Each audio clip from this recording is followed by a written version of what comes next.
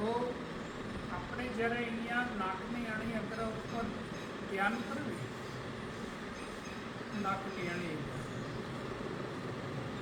चित अपना धीर करो नासिका अग्र नैन श्वासा देखो दृष्टि से तब पाओ सुख चैन। તમે નાકની અણી અગ્ર ઉપર ધ્યાન કરો એટલે તમારી મોટર ઇન્ટરસેન્સરી ચાલુ કરે। નાકની અણી અગ્ર ઉપર ધ્યાન કરે ને તેને ઓમ મુનિ નામની મુદ્રા છે। આ મુદ્રાને સિદ્ધ કરવી જ પડે હર સાધકે। તો ઓમ મુનિ નામની તમે મુદ્રાને સિદ્ધ કરો, મૂળ કમળને મધ્યમમાં લાવી ઓમ મુનિ ધ્યાન લગાવો। એ અટકળથી જપો અજંપા શ્વાસોશ્વાસ સમાવો। મેરે સદગુરુ કામ મેરે જાઓ।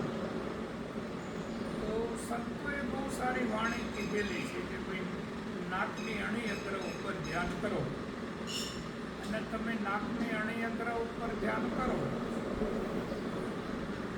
તો જ્યાં સુધી તમે ધ્યાન કરો ત્યાં સુધી જ વર્તમાન કહેવાય। પછી જો મેં અહીંથી તારા સામે જોવું આમ તો ધ્યાન તૂટી ગયું કહેવાય। એટલે નાકની અણી અગ્ર ઉપર તમે ધ્યાન કરો, આજે 1 મિનિટ, કાલે 2 મિનિટ, પ્રમ દિવસ 3 મિનિટ, એમ 16 મિનિટે પોકો। 16 મિનિટનું એક ડાયમેન્શન છે, અને 16 મિનિટે પોકો ને એટલે તમને એક નાનો એવો પરમાણુ દેખાય, રઈના દાણા જેવડો પ્રકાશનો। એ નીલેશ્વરી નામ આપેલું છે, તેનું નીલબિંદુ છે।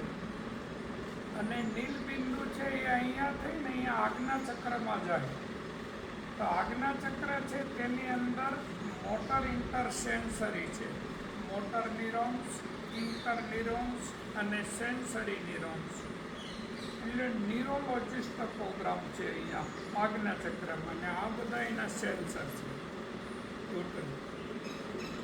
તો 4 કેમિકલ છે અહીંયા હેપીનેસનું: ઓક્સિટોસિન, મેલાટોનિન, સેરોટોનિન અને ડોપામાઇન।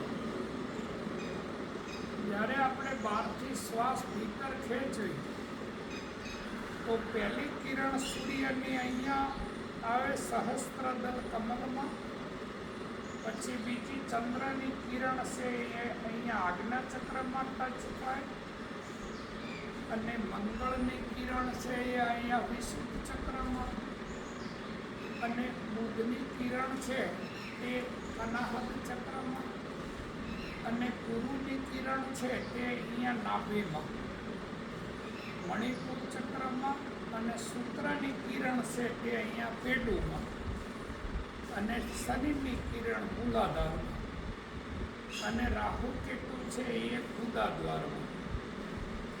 તો ત્યાં ચોકી કરે છે, રાહુ અને કેતુ છે એ અંદર ને ઉપર ને બહાર છે, ને બાકીના બધા 7 અંદર છે।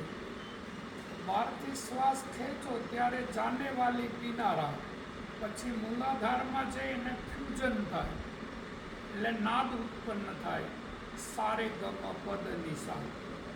તો એ અહીંયા આવે તો અહીંયા નાદ થાય, અને અહીંયા બિંદુ હોય।